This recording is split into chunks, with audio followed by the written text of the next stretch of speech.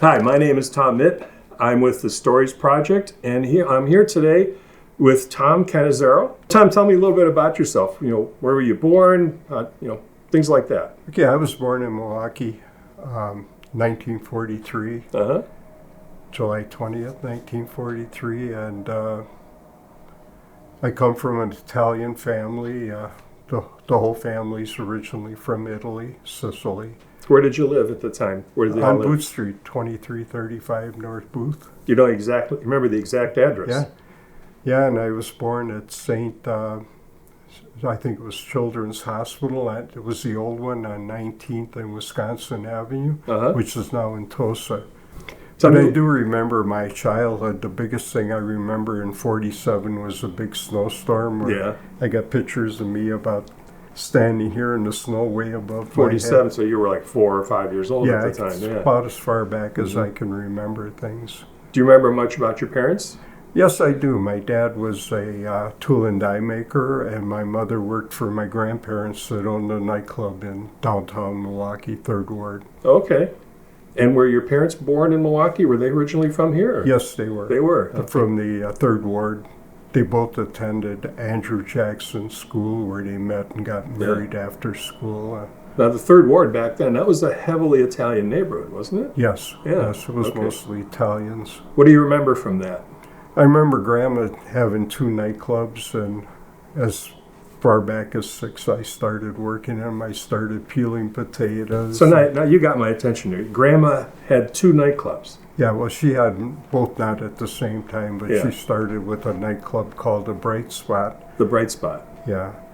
And then she was in the Italian Village, and then from there she went to a place called Mamie's. She named it after herself. That was her nickname, Mamie's Grotto, and that's where I started working, peeling potatoes, and then I became a busboy, and before long I was even working behind the bar when I was in high school.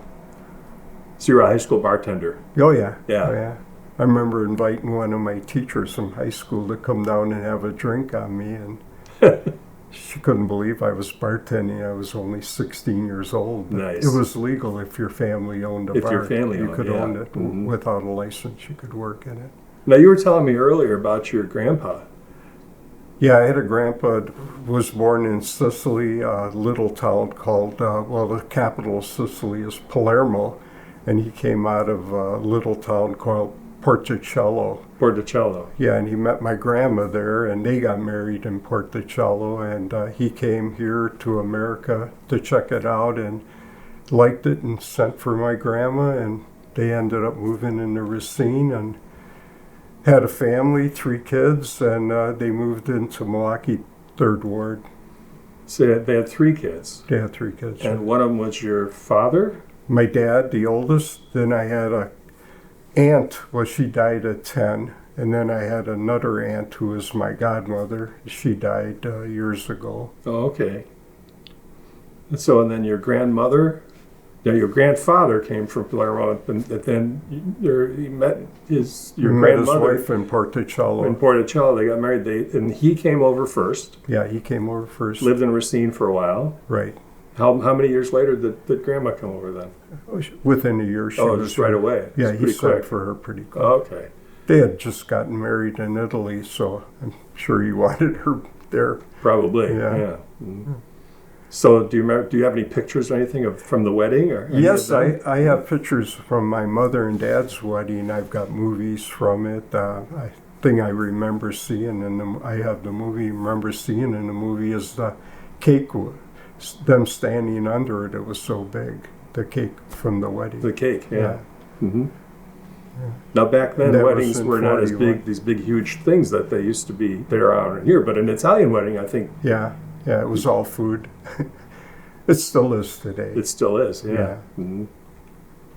Yeah, I like doing cooking. I cook Italian food. Yeah. I make spadini and briciolini. And did Grandma and Grandpa teach you any of that? Oh, sure. I learned it from the nightclub. I remember seeing my grandma behind the table with 100 pounds of chopped meat, making a hole in the center like a volcano, throwing her eggs, her cheese, all her spices in there, and folding it in and making meatballs for the whole day. So Grandma was the main cook. Oh yeah, she made her own bruschelloni. She made her own. Now you gotta tell me what bruschelloni is. I have no idea. It's a beef pounded out, and then what they do is they put all kinds of meat flavoring in it, like they'll put breadcrumbs, cheese, oregano, pieces of salami in there, and then they put eggs in there, hard-boiled eggs, and roll it up. Then they wrap string around it. And two ways of cooking it is one in the sauce for about 4 hours, or if you just bake it in the oven. But I remember making ravioli by hand. Oh, really? She'd You did? Put out the dough and put the little spinach or beef, whatever, and put dough on top. And she had a little cutter she'd run through. And I remember the gnocchis. She used to make gnocchis, roll them out and make them. And she made her own pastries too, like cannolis and things like that. Do you remember any special stories about Grandma or Grandpa? Oh, and my grandma she was an entrepreneur, hard worker. Yeah. It was all work. My whole family was raised that way. It was about work. Everything was work. And the tavern was down the basement. The nightclub was downstairs. They lived upstairs from it. And she'd go down every Saturday night, sit at the bar, but the rest of the week she was upstairs working. I think she went down there to check the till to make sure my two uncles weren't hitting it to go to Arlington Park and bet on the horses. We're doing a little skimming, huh? Yeah. Yeah, she was quite the businesswoman. My grandfather, he went around sharpening knives with a little monkey on his shoulder. He had a grinder. Did he have a little cart? Cart with a little bell? Yeah. No kidding. Yeah, and all right. he'd go by to school where my dad and mom were in class, and my dad would tease my mother about her father being out there. What was your grandpa's name? Pete. Pete. Yeah. He's a blue-eyed blonde. Nice, mellow guy.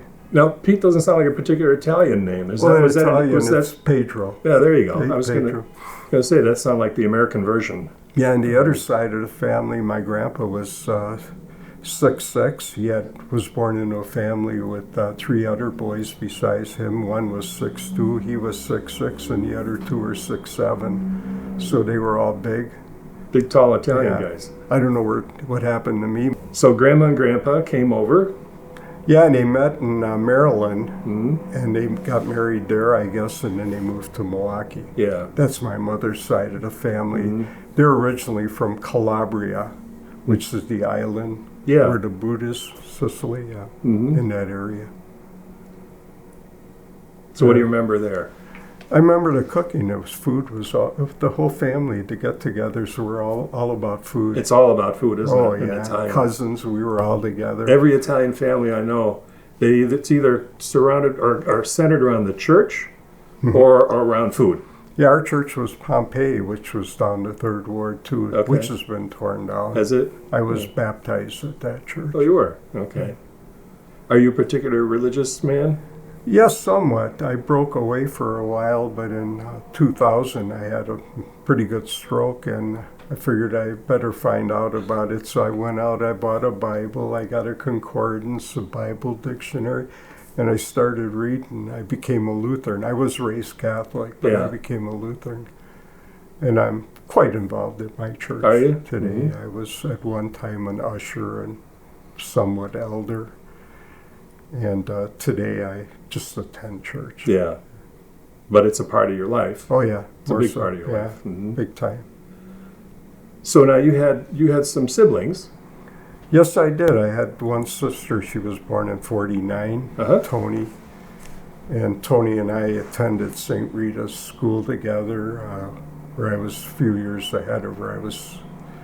I was 6 years older than her, but we grew up on Boot Street together, and I went on to Riverside High School after that, and I don't think she ever got to Riverside because her family moved to Glendale in between there, and she attended Nicolet. I finished at Nicolet in my senior year in high school. What do you remember about her? Were you guys close? Well, we were close to there was a lot of teasing in the family. I remember telling her that my grandfather was a garbage man, that he found her in a garbage can, brought her home. She used to cry because I'd say it, but... Now, you were the older one. Yeah, I was the older You were like one. 6 years older or something. Yeah. hmm So, did you remember much about her as a little kid? Was she one of those little kids that would follow you around? Yeah, yeah. I'd want to play ball with my friends, and we had to include her all the time because she was always there. Yeah. She didn't have too many friends, so she was a friend with me. I'd go to the tennis court to play tennis, Yeah. and she'd be there with a racket. I remember being on Boot Street and hanging around with some kids that were older than I was, so we'd go out and shovel snow in the winter together. They had cars. I was a young kid, and we'd shovel together and make some good money. And in the summertime, one of them had a van. We'd go down to the, what do you call it, the fruit house or whatever, where the commission down at the... in the Third Ward there. Yeah, and sure. buy bananas. We bought one time a Oh, load yeah. of bananas, and they were all starting to turn, and we got them for like nothing. And we went out in 2 nights and made some really good money. Yeah. I remember my dad coming home with the money. My dad say, "I work in the factory all day, and you're making as much money as I am." Yeah. Did you do a lot of that as a kid? Oh yeah, Yeah. yeah. I was a wheeler dealer. Even in high school. You're a wheeler dealer. Yeah. So tell me about some of that. Well, I'd always look for ways of making money or deals. I learned that from my grandma, though. My grandmother had the She was the entrepreneur. Yeah, she always had a pencil stuck in the bun of her hair. Yeah. Yeah. Do you Yeah. remember any particular wheeling and dealing that you did? Well, the fruit peddling, I would go out at 6 o'clock at night, go door to door selling fruit, pick up a bunch of bananas and say, you can have all of these for $1. We were selling them for 10 cents a pound. We were making a lot of money. Yeah, nice. Yeah. And cars, too. I had friends that we'd look for cars, try to turn them over if we could, make a few bucks. So you there. buy an older car? And fix it up if it Fix it wasn't up? running. Yeah. So where would you find the cars? All over. Wherever you look, you find them. Yeah. Somebody hangs a for sale sign on a car. I had in the late 50s, I had a 56 Chevy. I'd put a Corvette engine in it. Really? I had a 4-speed. It was a pretty quick car. I had cheater slicks on the back, so I could pick the front end off the ground. In high school, I had the ugliest looking car, but it was the fastest. Fast, I'll bet. I was always a car person. And guns. I always liked guns. So I got a gun collection, coin collections. As a kid, when I was a kid, I was big into weightlifting. I was not a bodybuilder, a power lifter. I was into that.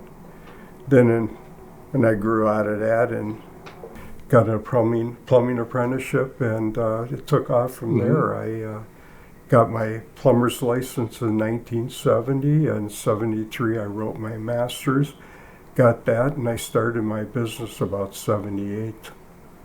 So what's the name of your business? TJ Plumbing. I originally started it in Wauwatosa. I bought a building and remodeled it. Yeah. I gave the building to my daughter, but she outgrew the building within 2 years and had to get something bigger. That she today owns, she has 12 plumbers working for her.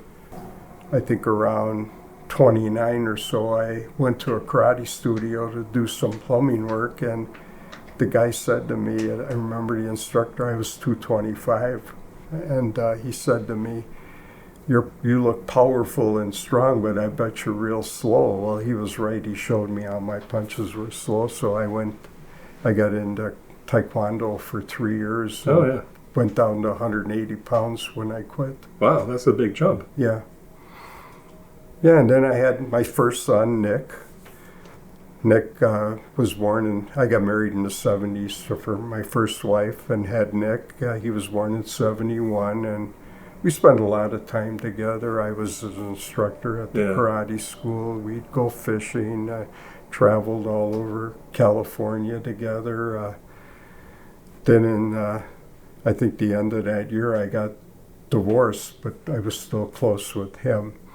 And then I stayed single until 1980, where I met my second wife, who was Sue, and I was married to her for 38 years. And had Nick, Kelly, and Tommy. Those were my 3 kids with her. Yeah. Then we ended up getting divorced 2 years ago. Mm-hmm. But we still keep in touch. Right. In fact, I talked to her this morning. She was over in my house yesterday. She does my tax work, helps me out. Okay. Yeah. Mm-hmm. And I was always working. I worked for a Nino's Steakhouse. Before I went into business, I managed one for a year. Oh yeah? Yeah, I was a manager there for a year.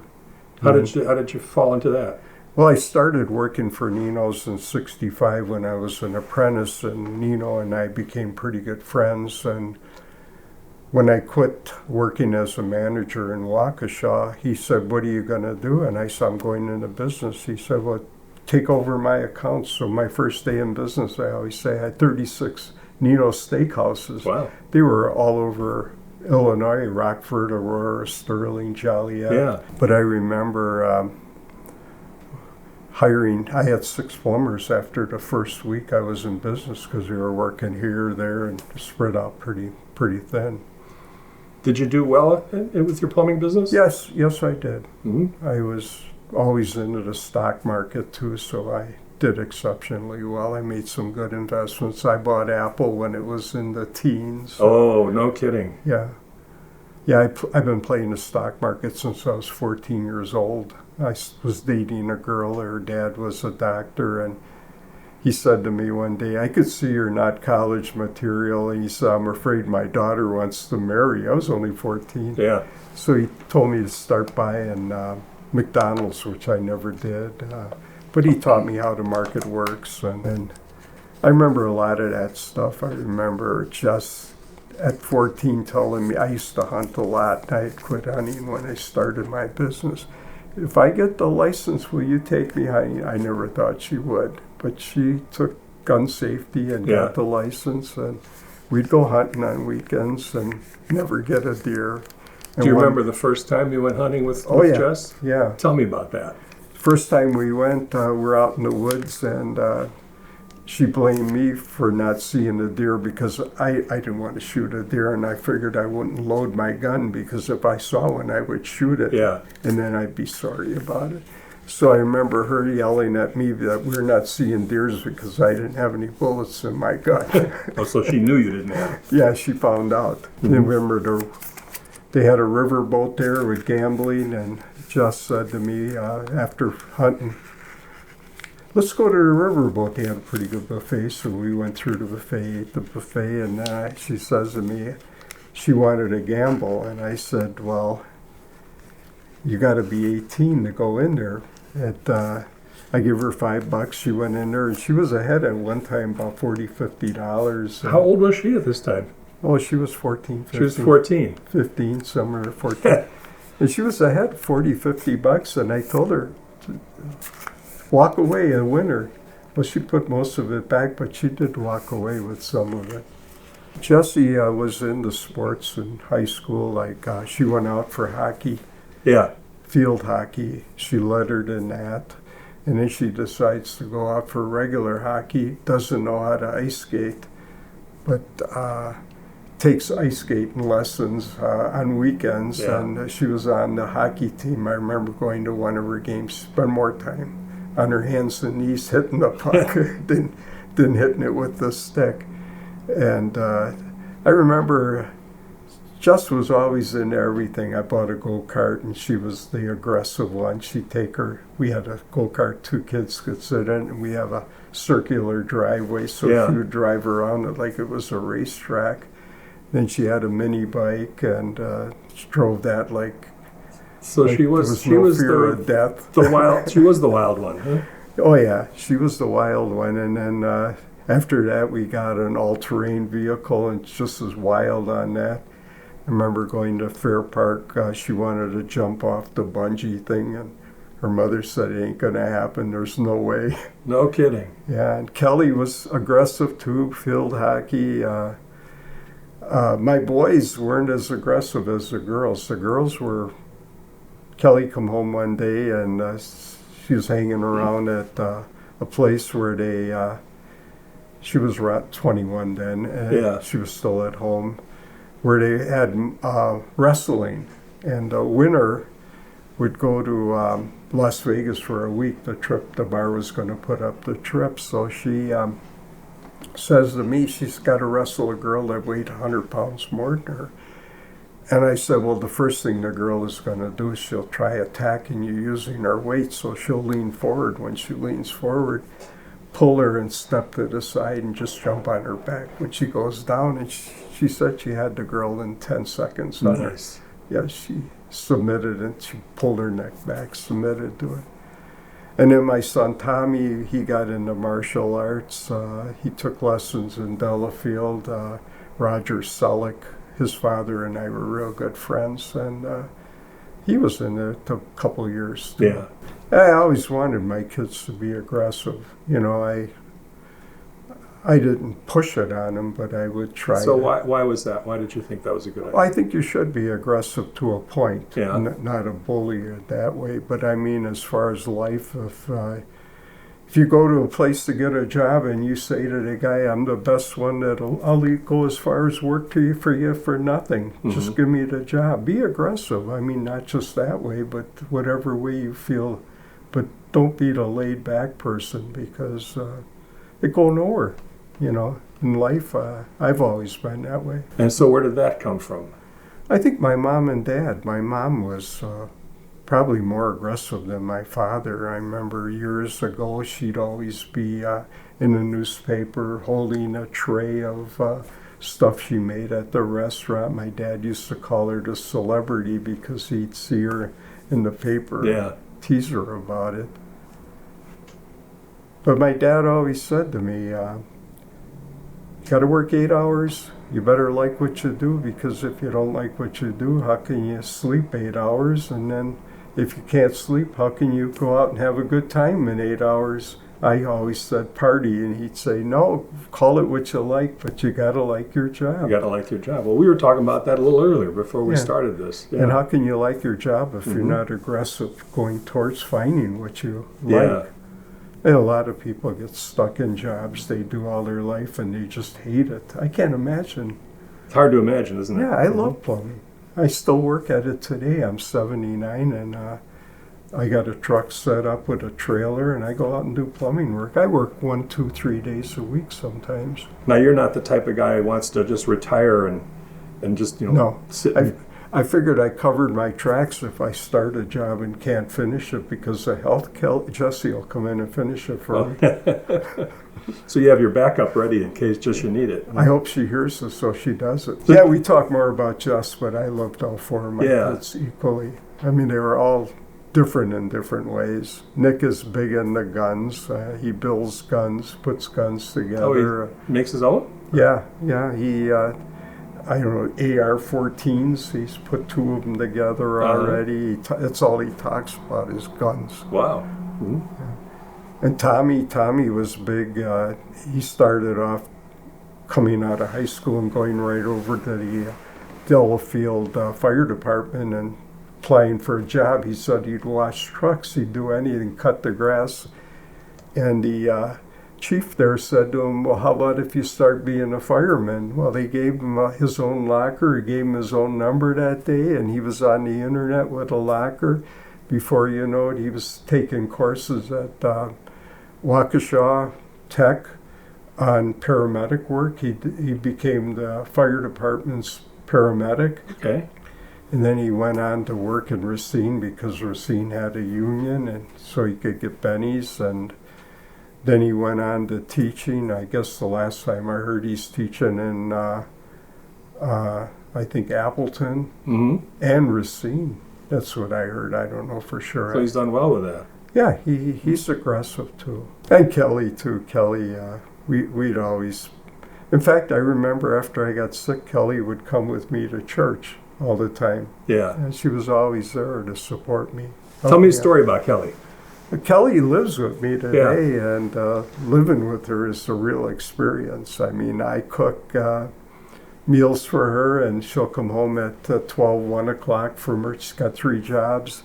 And I could hear her in the kitchen eating, the refrigerator slamming, and I can hear the wash machine running, the dryer running. I'm laying in bed trying to sleep. But yeah, she lives with me, and we kind of have a good system. It works good. I remember when she was 9 years old, she's very aggressive, 9 years old, as she starts thinking she's going to run away from home. So she goes out and gets her coaster wagon and empties out the refrigerator in there.